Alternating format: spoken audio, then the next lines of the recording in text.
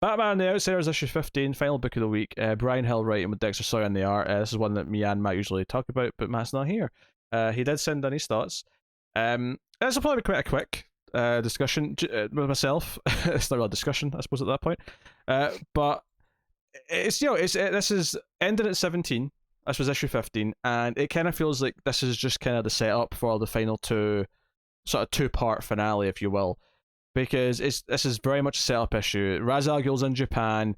He goes after essentially this secret group, which I'll put it in Mr. Robot terms for Connor to understand. The 1% of the 1%. This evil group of people who meet up every so often and decide the world's ongoing. If you just said that they're Illuminati, I'd have gone, yeah, sure. Oh yeah, I guess, yeah, but it's more of a business person kind of, just like they're corporation CEOs sure. And stuff like that.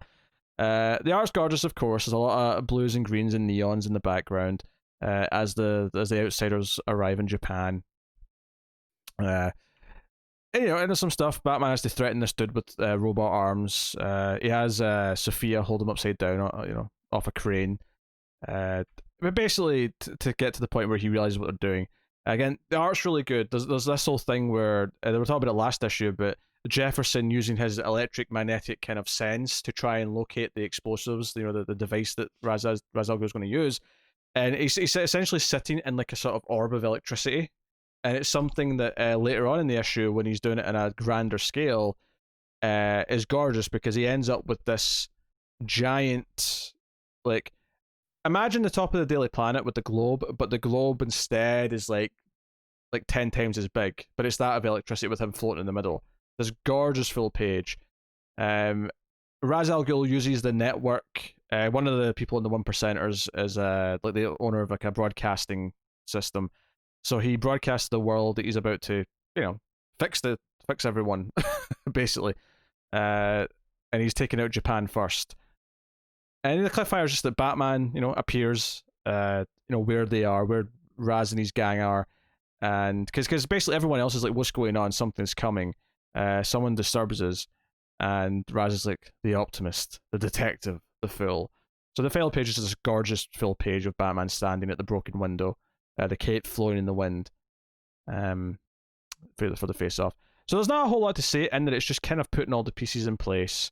But the art is gorgeous. That full page of Jefferson and his orb of lightning, with all the multicolored buildings below, all the purples and green and pink neon lights and all that. It's really quite gorgeous. I am fully, looking forward to these last two issues and the final showdown. This has been a solid B tier book with like A+ tier art. Ultimately, is how I describe it. Really, really solid. And this issue, slots in there. It was a quick read, as a lot of these issues often have been, but very enjoyable.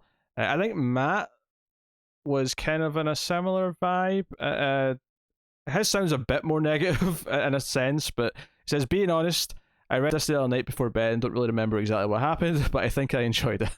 Soy on art is always good. I like the image of the meditating Black Lightning. There is something with the Master Group and Raz making a play. I'm sure Hill will nail the landing. You give it a 7, which is probably not far off. I'll probably go with a 7.5 just because the art's so good, but it's a fine setup issue. It's a setup issue for the big showdown in the last two, and we'll see kind of what final beats he wants to play with us.